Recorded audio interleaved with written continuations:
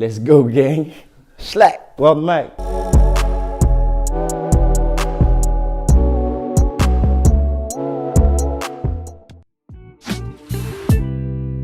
Moi, ma musique, j'ai l'habitude de la définir en tant qu'avant-gardiste parce que on va dire, je m'inspire de tout ce qui est brand new, tu vois, de tout ce qui est new. En 2016, quand j'ai commencé, on va dire que je venais de sortir d'une période où j'étais beaucoup en mode clip, direction artistique pour d'autres artistes. Et donc j'étais dans une mentalité où il fallait vraiment que je cherche, on va dire, en moi, savoir un peu ce que je veux faire dans la musique, tu vois. Savoir un peu vers où je veux aller, ce que j'ai envie de faire, tu vois ce que je veux dire. C'était trap directement. Trap, autotuné des fois, ou bien des fois plus kické. Mais ouais, vraiment trap. C'est l'évolution, tu vois, de la trap. Tu vois ce que je veux dire? La trap, en vrai, elle a évolué en plein de nouveaux styles. Et moi, je considère toujours ça comme de la trap, juste que voilà, c'est la suite, on va dire. Pour moi, c'est comme ça que je vois la chose. C'était déjà en quelle année? Je crois que c'était en 2018. On était en mode... on était dans une période où, ouais, c'était, tu vois, beaucoup, justement, les sons en mode trap, banger. D'abord, ça ressemble un peu à ce qui se fait en mode rage en ce moment, tu vois. La trap en mode avec Sirap, on avait sorti les sons druides. Ça bougeait beaucoup partout. Et donc, du coup, comme on avait un peu d'exposition à l'époque, il m'a demandé de venir faire le freestyle là-bas. Puis après, franchement, je suis allé là-bas, j'ai rencontré le frérot, c'était super, il m'a trop bien accueilli. On va dire que c'est mon premier passage sur un média où j'ai senti que derrière, ouais, il y a eu un vrai impact, tu vois ce que je veux dire? Ce qui m'arrive de bon, je le vis bien, tu vois. J'étais déjà dans un mode où en vrai, je faisais que du son comme en ce moment, tu vois, je fais toujours du son tout le temps, donc ça veut dire que ça m'a un peu motivé, tu vois ce que je veux dire? Ça m'a motivé à continuer, je me suis dit, ah, ok, ça veut dire que là, il y a des gens qui écoutent ce que je fais et qui sont prêts à me donner de la fort. Alors que j'étais peut-être un peu dans une période un peu plus de doute où je me disais, est-ce que les gens, ils fuck avec ma musique? Ah, le fil de mes rêves, souvent je dis que ce serait Soulja Boy. Parce que tu vois, c'est un mec qui m'a beaucoup matrixé quand j'étais plus petit, tu vois, comment il a utilisé Internet pour développer sa musique et tout, tu vois, c'est quelque chose qui m'a toujours interpellé, qui m'a toujours, tu vois, comme j'ai toujours été un mec matrixé par tout ce qui est technologie, etc. Je vois toujours Soulja un peu comme le premier artiste Internet, tu vois ce que je veux dire? Quand j'étais plus petit, j'écoutais beaucoup Olkinry. Il était très branché rap US, mais il avait bien déjà remixé cette sauce un peu à la française et tu vois, j'ai passé, on va dire, ouais, toute mon adolescence à l'écouter. En ce moment, j'écoute beaucoup Yeat.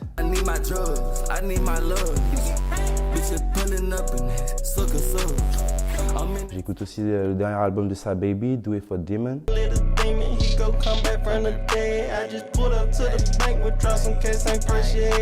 Ça dépend des périodes, il y a des moments où j'écoute beaucoup de sons, mais en ce moment je suis plutôt en mode 2-3 albums que j'écoute en boucle, tu vois. Là, on remarquera, en ce moment, on est en train de développer la suite du merchandising, justement, pour le projet RF2.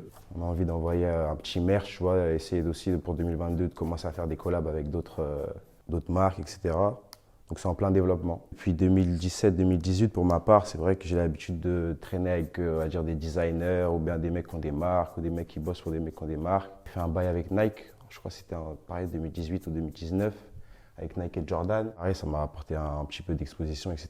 C'était fou. Surtout que le gars, il a capté que j'étais en mode basket, tout ça, ça veut dire après, il m'a fait même faire un truc pour Jordan, tu vois. Et ça m'avait rendu fou parce que tu sais, ancien basketteur, donc même quand je jouais NBA et tout, j'avais l'habitude d'aller prendre les paires dans le jeu. Là, j'étais en mode, ah, pour une fois, c'est moi qui... Je sais pas si c'est récemment, mais en tout cas, le dernier gars qui m'a rendu fou en studio, c'était Thousand Bun Funny, c'est un gars d'Atlanta. Il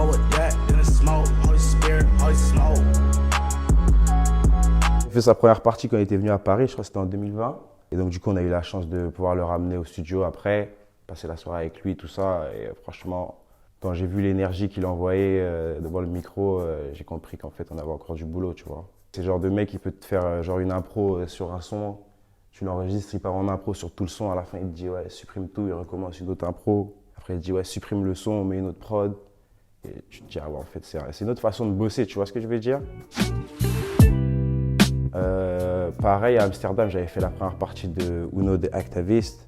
Un mec que j'écoutais aussi de ouf, tu vois, un mec qui bosse beaucoup avec Playboi Carti à l'ancienne, tu vois. Même ça m'a fait comprendre en fait que c'était possible de, tu vois, de se retrouver en fait avec ces gens-là, même s'ils viennent de l'autre côté du monde et qu'on pouvait, grâce à la musique, se rencontrer, tu vois, et limite même faire des choses. Pareil, on a fini au studio ensemble, on a chillé dans la ville, à Amsterdam, au coffee shop, tout ça. Que ce soit France ou US, c'est vraiment, tu vois, la trap musique, c'est vraiment ce qui, on va dire, c'est vraiment l'essence de ce qui m'a fait faire du son, tu vois ce que je veux dire? De par ce côté, on va dire, plus direct à la vie réelle, tu vois, moins mis en scène, tu vois. C'est ça qui m'inspire de ouf dans le son, tu vois. Tous les mecs qui sont en mode, voilà, ils racontent leur vie, mais sans essayer de nous, tu vois ce que je veux dire? Sans essayer de nous bercer dans un truc, tu vois. J'aime quand c'est brut, j'aime quand c'est... Et la trappe, bah, en fait, je kiffe parce que c'est vraiment ça, tu vois. Les mecs, ils racontent vraiment leur vie, ils mettent vraiment leur vie en image, en situation. Do It for Demon de Sa Baby. Lui, par exemple, tu vois, il raconte beaucoup ce qui se passe dans ses trenches là-bas, dans son hood. Il le fait sur des mélodies un peu plug, donc il prend un peu le style plug, le cheese trap mélange. Il rajoute une touche très mélancolique, tu vois ça. Ma plus grande fierté, aujourd'hui, par exemple, c'est quand je vois qu'il y a des petits qui se lancent et tu vois, qui se lancent directement, qui commencent le rap directement avec le genre de musique que nous on fait, tu vois, en utilisant les flows qu'on fait, sur les prods que nous. Ça, je me dis, c'est limite en quelque sorte une espèce de réussite, tu vois. Parce que même si on est encore un style vraiment, on va dire, nouveau, novateur, il y a déjà des gens qui se lancent dans ce style, qui commencent la musique avec ce style, tu vois. Et ça, pour moi, c'est genre un des premiers accomplissements. Alors, RF1, on bosse avec la team Black Sword. La cover, en vrai, on va dire que j'avais déjà des idées par rapport aux 6 EP qui avaient sorti différemment les années d'avant.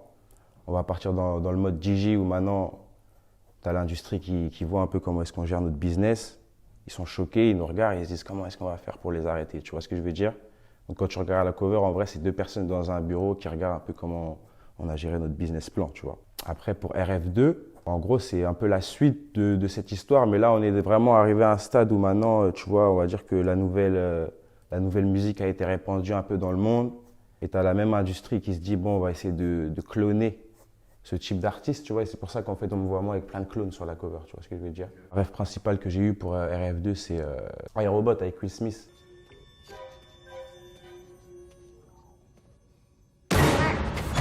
Comme c'est un film aussi qui m'a toujours matrixé, tu vois, comme je t'ai dit, moi, tout ce qui est technologie, etc. En vrai, on va dire que comme c'est un peu constitué en mode mixtape, les projets, il n'y a pas vraiment de vrai message, tu vois, si ce n'est le message qu'il y a dans à peu près toute ma musique, c'est genre, go get it, tu vois, si tu sais faire quelque chose de ta vie, deviens le plus chaud possible là-dedans et essaye d'aller le plus loin possible, tu vois. On va dire que ce franglais, ça permet à ma musique de voyager un peu plus vite, tu vois. Grâce à ça, on va dire que j'ai eu beaucoup de connexions à l'étranger, que ce soit en Europe, déjà en UK, à Amsterdam, Berlin. Après, au-delà de ça aussi, comme maintenant avec Internet, tu vois, il n'y a plus du tout de limite. Ça veut dire même que ce soit avec des beatmakers américains ou n'importe où dans le monde, il y a un espèce de rapport qui se fait plus facilement, tu vois ce que je veux dire? Même s'ils ne comprennent pas la langue française, juste du fait qu'il y ait des codes de la musique qu'ils aient l'habitude d'écouter, on se comprend, on arrive à vibrer, tout ça. Donc, moi qui a toujours été fou de son Quinry, j'ai toujours trouvé ça intéressant de rapporter cette touche au rap français parce que je me suis dit, même si je ne suis pas le seul ou le premier à le faire, je me suis dit, tu vois, il manque quand même dans le rap français, dans le paysage du rap français, il manque ce délire où, vas-y, il y a des mecs qui le font et qui s'assument totalement d'être à fond en mode, on va dire, mondialisation, entre guillemets, tu vois, mais qui essayent de voir au-delà de la France. En fait. Mon son préféré, c'est Ce Bag, le dernier son, l'outro. Ouais, garde flow, j'en ai du time. Hustling, quitter la zone. Yeah, stack it up dès le morning. Ce Bag, parce que tu vois, genre, par exemple, ce que je te disais sur le message, tu vois, je trouve que c'est le son où mon message personnel, genre, je trouve qu'il est le plus lisible dans ce son-là. Pareil, avec le Grand Skuna, on taffe une tape. Depuis très longtemps aussi, pareil, depuis le confinement, on a bossé une tape ensemble. Pareil, à la base, on devait la sortir, etc. Au final, on s'est retrouvé à faire une toute nouvelle tape. Et pendant que je t'ai fait la tape avec lui, il t'a fait aussi sa tape avec Saleh Solo, tu vois. Donc, comme c'est un frérot qui m'avait déjà fait écouter, tu vois, j'avais déjà fuck avec sa musique depuis un bon moment. Il m'a proposé de faire un track avec lui pour leur tape à 2 en commun. J'ai dit, let's go.